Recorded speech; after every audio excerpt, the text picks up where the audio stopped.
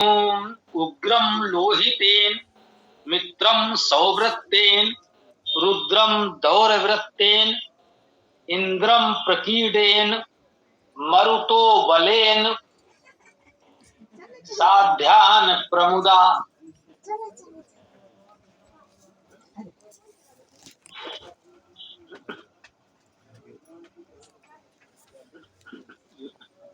भवस्य कंठ्यम रुद्रस्य अंतः पार्श्व्यम महादेवस्य यकृत शर्वस्य वनिष्ठुः पशुपतेः पुरीतः।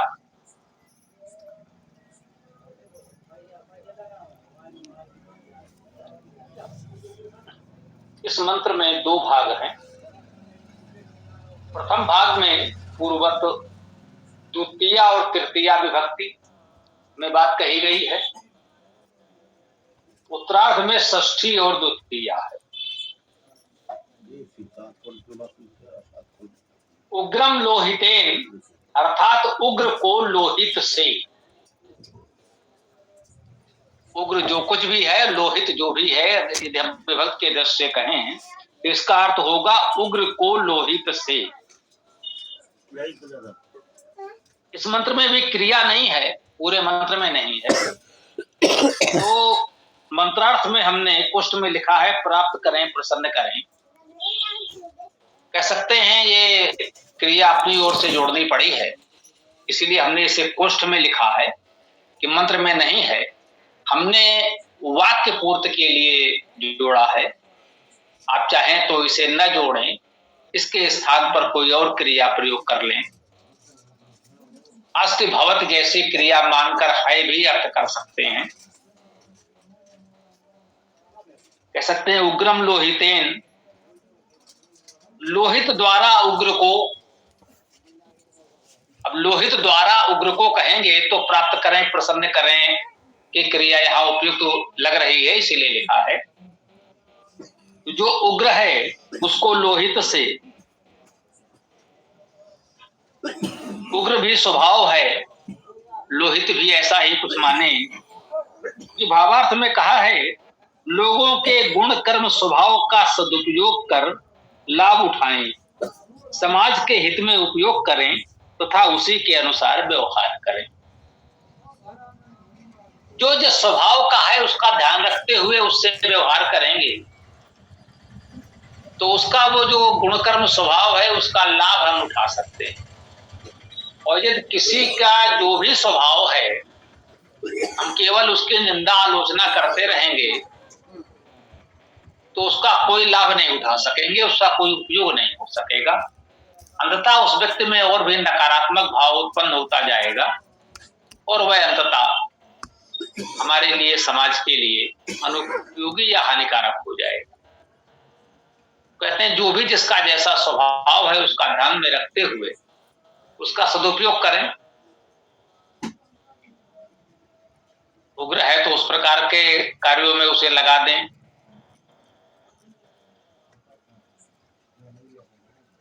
तो अब इसमें लोहित शब्द पर ध्यान देना होगा। उग्र पर तो हम लोगों ने चर्चा की है, जानते हैं। उग्र में उच्च एकत्र होना, संबंध होना का अर्थ भी ले सकते हैं, उच्च धातु। वैसे उत दो क्या प्रत्यय हम लोगों ने ये उपसर्ग, उत उपसर्ग माना है। उत का अर्थ है उत्कृष्ट, उच्च, ऊपर। गृह धातु का अर्थ खाना, निगलना, भवन करना, शब्द करना। गुरु धातु का अर्थ भी शब्द करना। तो उग्रम का अर्थ उच्च शब्द करने वाला, उत्कृष्ट शब्द करने वाला, ऐसा अर्थ हम लोग करते हैं। लोहितेन में लू धातु है, इसका अर्थ है काटना, कतरना, चीरना, और कुछ है ही नहीं।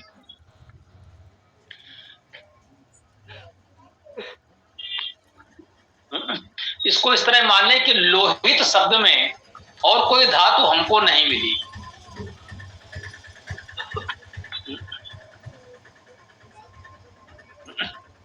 आप लोग प्रयास करें, हो सकता है किसी को कोई और उपयुक्त धातु दिखे मिले तो उसे स्वीकार कर सकते हैं और उसके अनुसार लोहित का अर्थ कर सकते हैं। लोहित शब्द को देखने में इसमें लू धातु ही दिख रही है। इसका अर्थ काटना चीरना आदि ही होता है।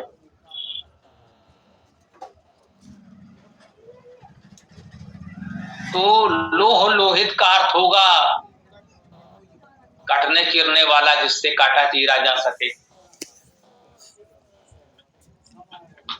अब व्यवहार में हम देख रहे हैं कि लोहा एक सुदृढ़ धातु है, जिससे हम अन्य पदार्थों को काटने चीरने में उपयोग कर रहे हैं। कह सकते हैं कि इसी लू धातु से लोह शब्द की व्युत्पत्ति मानी गई, और इसीलिए कह सकते हैं कि हमने इस विशेष धातु को लोहा लोह आदि कहा। विशेष धातु को लोह नाम देने के पीछे ये लू काटने के अर्थ वाली धातु हो सकती है कि वो इतना सुदृढ़ है धातु, सशक्त है, उससे अन्य वस्तुओं को पदार्थों को काटने में उसका उपयोग किया जा सकता है। विभिन्न रूप में काटने में उपयोग किया जाता है। हम जानते हैं काटने के यंत्र उपकरण सामान्यतः हम लोग लोहे से बनाते हैं इस समय। अब यहाँ ये भी ध्यान देने योग्य है, क्या वेद में ये लोहे शब्द आया है, क्या इसी लोहे के लिए आया है? नहीं। वेद में जो भी अर्थ ग्रहण करेंगे वो धातु के अनुसार ग्रहण करेंगे। मानिए बाद में जब भी लोहा हमें मिला, जब भी मनुष्य का लोहे से परिचय हुआ, कहें लोहे की खोज हुई, तो कुछ भी नई खोज हुई है, कुछ नया मिला है, तो उसका नाम रखना होगा, और नाम रखेंगे हम अपने धातुओं के अर्थ से ही। तो उसका नाम हमने इस लू धातु से लोह रख दिया। वेद में शब्द आया था तो वो तो धातु अर्थ ही ग्रहण किया जाएगा। बाद में किसी वस्तु में वो गुण हमें दिखा तो उस वस्तु का नाम उसके अनुसार रख दिया। तो ऐसे बाद में जो बहुत सी वस्तुएं बनी, कुछ वस्तुओं का यंत्र उपकरण का आविष्कार अभी हुआ होगा कुछ ही समय पूर्व, जो हम लोगों की जानकारी में है, कब किसने कहाँ इसका आविष्कार किया। वो शब्द भी यदि वेद में मिल जाए तो इसका अर्थ नहीं है कि हम कहें कि वेद में देखिए ये शब्द है और इसके लिए है, नहीं। वहां उसका धातुजर्थ ग्रहण किया जाएगा। उस धातुजर्थ के अनुसार किसी नवीन खोज का नाम उसके आधार पर रख दिया गया, ये सौ। तो लोहित का अर्थ काटने चीरने के अर्थ से लेंगे। जो उग्र हैं, उग्र स्वभाव वाले हैं,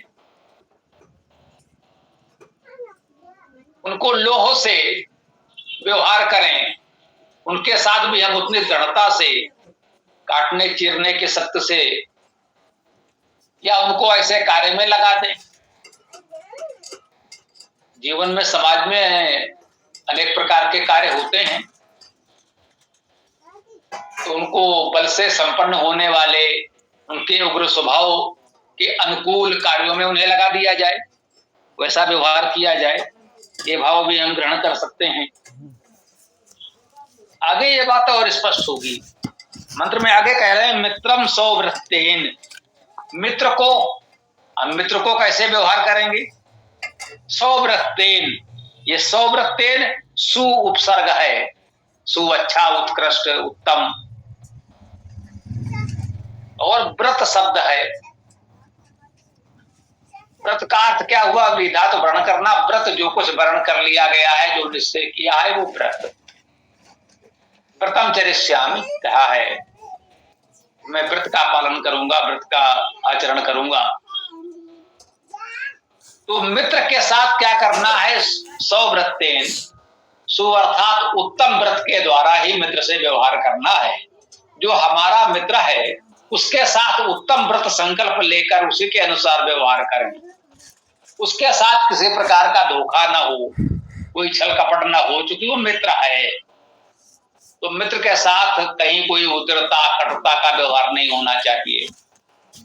उसके साथ तो उत्तम व्रत है हमारा, सदा सत्य आचरण करते हुए और खुले हृदय से मित्र के साथ व्यवहार करें। रुद्रम दौर वृत्तेन, अब रुद्र को, रुद्र धातु का अर्थ रोना रुलाना है, तो रुद्र का अर्थ हुआ है रोने वाले या रुलाने वाले। दौर वृत्तेन, देखिए कह दिया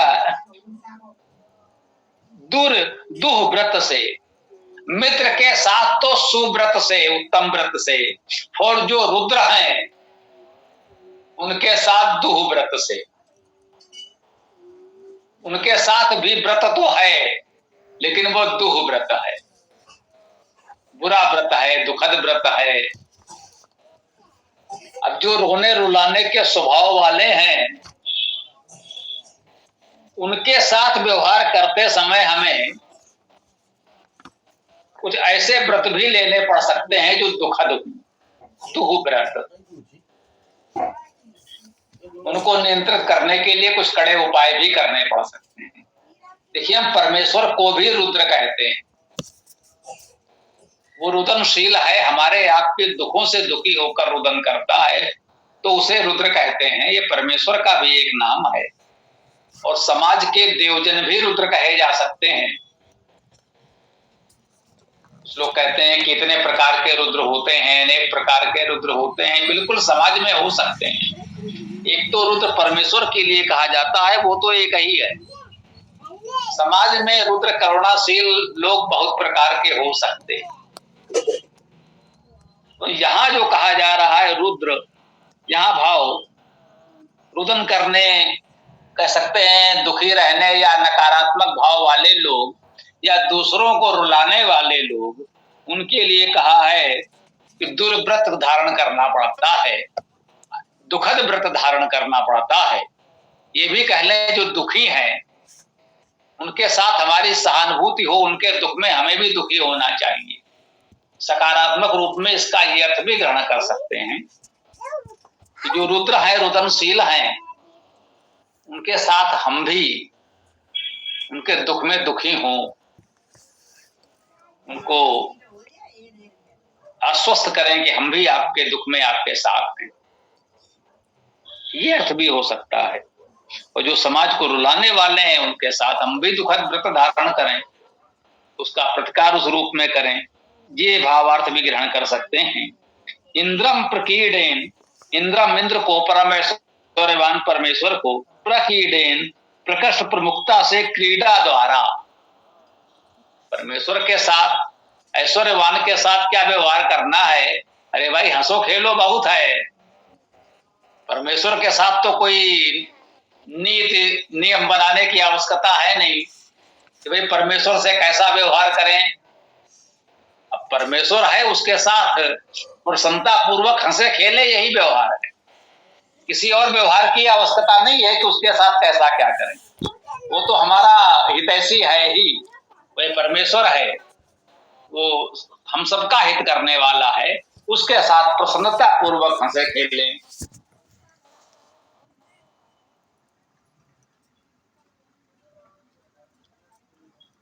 मरुतो, ये मरुता है।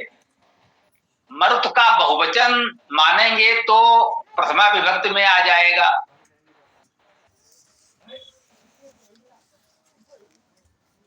हाँ, उभय लिंग में द्वितीय बहुवचन भी हो सकता है। बलेन, बल द्वारा, मरणशील प्राणियों से,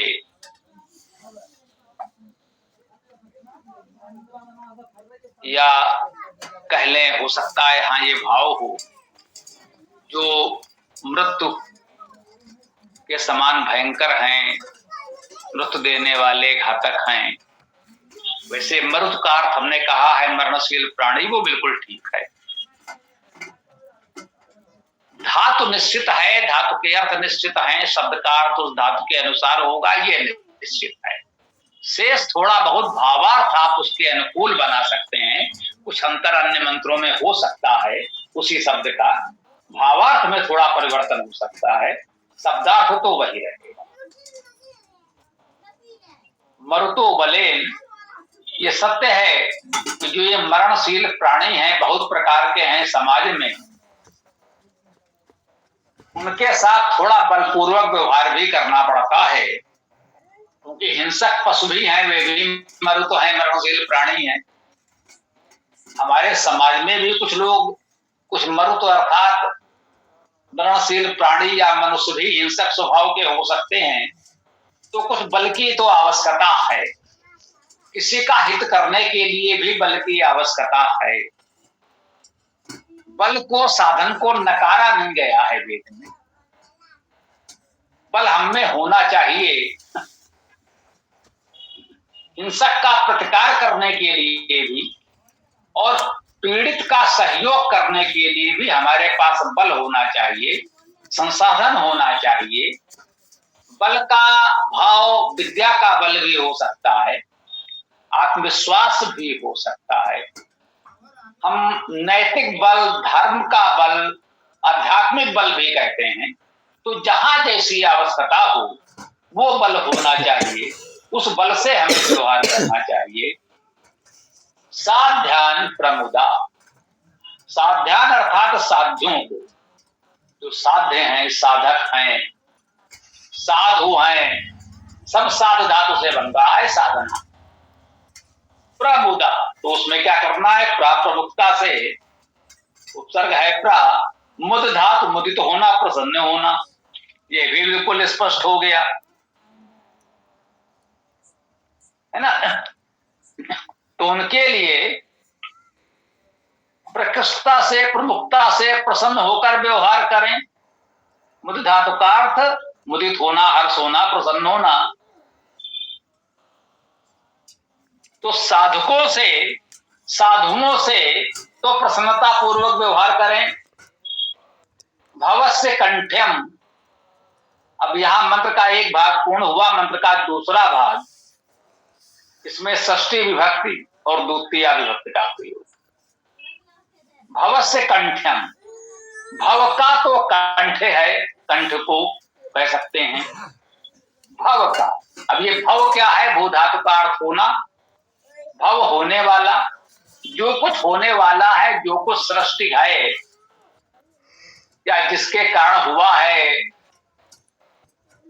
जिस होने का, सृष्टि का कर्ता है, उसे भी भव कहते हैं। ईश्वर का भी एक नाम भव है। भवस्य कंठम, भवस्य कंठ्यम, उस भव का तो ये कंठ है, हमारा जो कंठ है। इस कंठ धातु का अर्थ निगलना और शब्द करना है। कंठ से ये दो कार्य प्रमुखता से आएगा। भोजन करना, निगलना, और शब्द करना, बोलना, ये कंठ के मुख्य कार्य हैं। कंठ धातु के ये दो प्रमुख अर्थ हैं।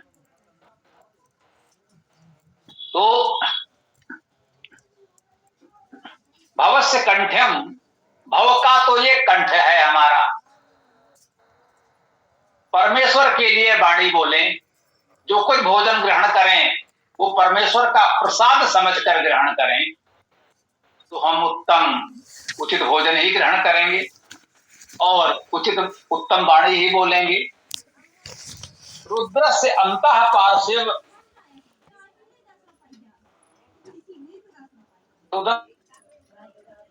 परमेश्वर का, अजरतुनशील देव का, सज्जनों का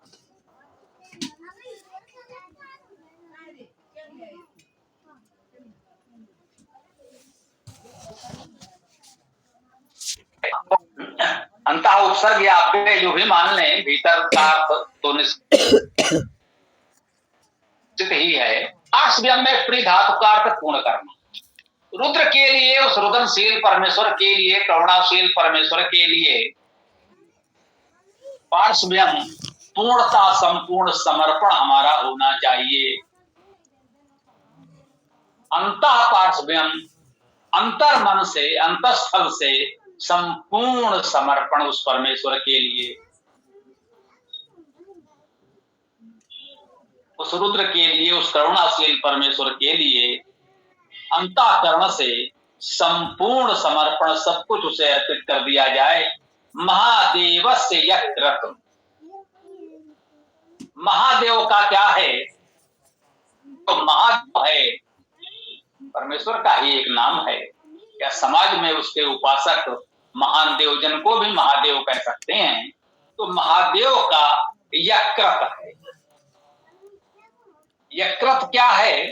यज धातु है, देव पूजा संगत दान करना।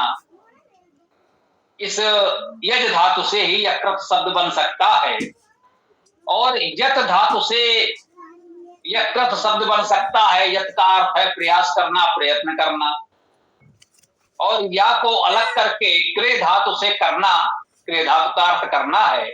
यकृत, जो कुछ यजन किया जाए, जो कुछ भी कर्म किया जाए, उस सबको यकृत कह सकते हैं। कहते हैं महादेव से यकृत, हम जो कुछ करते हैं वो सब कुछ उस महादेव का है। हमारा क्या है? कुछ नहीं है, सब कुछ उसी का है। हमारा संपूर्ण कर्म उसी परमेश्वर का है। इस भाव से कर्म करें तो हम कोई अनुचित कर्म नहीं कर सकेंगे। और सर्वस्य वनिष्ठु, सर्व का वनिष्ठु है। अब ये सर्व क्या है? सर्व का अर्थ घातक पहले भी आया था, पिछले मंत्र में भी आ चुका है। सर्व का अर्थ छत करना, घाव करना, हिंसा करना, मारना, मार डालना। तो सर्व जो हिंसा करने वाला है, घाव करने वाला है, उसके लिए वनिष्ठु, वन का अर्थ है शब्द करना, सेवा करना, सहायता करना। ये तो कोई हिंसा वृत्ति में भी है, घाव करने वाला है या जिससे घाव हुआ है, उसकी भी सेवा सहायता करना ही हमारा कर्तव्य है। हिंसक भाव वाला है, उसके भी यदि हम कारण को जानने का प्रयास करें कि उसके साथ क्या हुआ है, जिससे वो हिंसक हो गया है स्वभाव से, तो उसके भी यदि हम पीड़ा को समझें, सेवा सहयोग सहायता का भाव रखें, तो हो सकता है उसका भी दुख पीड़ा दूर हो सके और वह भी हिंसा वृत्ति को छोड़कर हमारे आपके साथ मिलकर एक सज्जन उत्तम नागरिक बन सके। ये भाव भी है। पशुपते है पुरी तत्व, पशुपते है पशुपति का। पशु हम जानते हैं, पशुपति, पशु जो देखता है वह पशु है और उसका अधिपति पशुपति। इसका अर्थ ये भी कर सकते हैं कि देखने वाला अधिपति। इस संपूर्ण सृष्टि का अधिपति एक परमेश्वर है जो हम सबको देखता है, संपूर्ण सृष्टि को देखता है। तो सबको देखने वाला अधिपति, उसे भी पशुपति कह सकते हैं। जो पशुओं का अर्थात देखने वालों का अधिपति है, उसे पशुपति कह सकते हैं। और इसका एक भाव ले सकते हैं ऋषियों मंत्र दृष्टारा। जो मंत्र दृष्टा है, ऋषि हैं, उन्हें यदि हम कहें पशु का अर्थ दृष्टा, देखने वाला, और मंत्र दृष्टा जो हैं उन सब का अधिपति है, अर्थात प्रमुख ऋषि महर्षि है। तो ऐसे महर्षि का, पशुपति का, पशुओं के अधिपति का, दृष्टाओं के अधिपति का और सबको देखने वाले अधिपति का क्या है? पुरी तत्व में प्री धातु पूर्ण करना, पुर धातु मुख्य होना, आगे जाना, अग्रसर होना। तो जो पशुपति है, पशुओं का अधिपति है, दृष्टाओं का अधिपति है, उसके लिए अग्रसर हों, आगे बढ़कर उसका स्वागत सत्कार करें। और क्या करना है? इस मंत्र ने बहुत अच्छी बातें हमें बताई, बहुत से उत्तम उपदेश संदेश दिए कि हमें समाज में कैसे लोगों के साथ कैसा व्यवहार करना चाहिए। आध्यात्मिक अर्थ में तो ये सभी शब्द आप कह सकते हैं कि परमेश्वर के गुणवाची नाम हैं। इन सभी गुणवाची शब्दों से परमेश्वर को ही ग्रहण किया जाएगा। परंतु आधिलौकिक अर्थ में हम समाज में इन गुणों से युक्त जनों को भी ग्रहण कर सकते हैं। जैसा कि वेद में हम कहते हैं अनेक प्रकार के अर्थ होते हैं, अनंता वैवेदा अनंत प्रकार से भावार्थ किए जा सकते हैं, परंतु हम आपके समक्ष दो प्रकार के अर्थ की ओर विशेष रूप से संकेत करते हैं। सभी मंत्रों में, सभी शब्दों में लगभग कह सकते हैं कि एक तो आध्यात्मिक अर्थ में परमेश्वर हमारा लक्ष्य है, और दूसरा व्यवहारिक लौकिक जीवन में उन गुणों से युक्त जो लोग हैं, ईश्वर के उपासक सज्जन हैं, देवजन हैं, उनको ग्रहण करते हैं। तो ये दो प्रकार के अर्थ तो सामान्यतः हम ग्रहण करते हुए, चर्चा करते हुए चल रहे हैं। अन्य भी आधिभौतिक अर्थ भी होते हैं, अन्य अर्थ भी हो सकते हैं, तो वो सब भी आप यथा संभव ग्रहण कर सकते हैं। इस मंत्र में हमने विविध प्रकार के लोगों से कैसे व्यवहार करना चाहिए वो हमने सीखा, उत्तम प्रेरणा प्राप्त की। अब आप देखेंगे कुछ लोगों ने इसका अर्थ किया होगा कि कुछ शब्द ऐसे आते हैं जिसका प्रथम दृष्टया धातु का विचार किए बिना जब देखेंगे तो हो सकता है शरीर के अंग आदि से भी उसका संबंध जोड़ लें, तो कहें भाई शरीर के इन अंगों की आहुतियां दें, तो कह सकते हैं कर्मकांड में हिंसा, यजन में हवन कुंड में हिंसा करने की बात आ जाएगी। बोले नहीं, ये तो अंत्येष्टि संस्कार है, तो अंत्येष्टि में 100 का अंतिम संस्कार कर रहे हैं, तो उसके अंगों को तो उसमें हम अग्नि में समर्पित कर रहे हैं। कुछ लोग उसकी उस प्रकार से भी बचाव करने या व्याख्या करने का प्रयास करते हैं। हम कहते हैं इसकी कोई आवश्यकता ही नहीं है, जो मूल नियम है धातु अर्थ करते चले जाएं तो ऐसी कोई समस्या आएगी ही नहीं। तो जहां पर हम आज की इस मंत्र चर्चा को विराम देते हैं।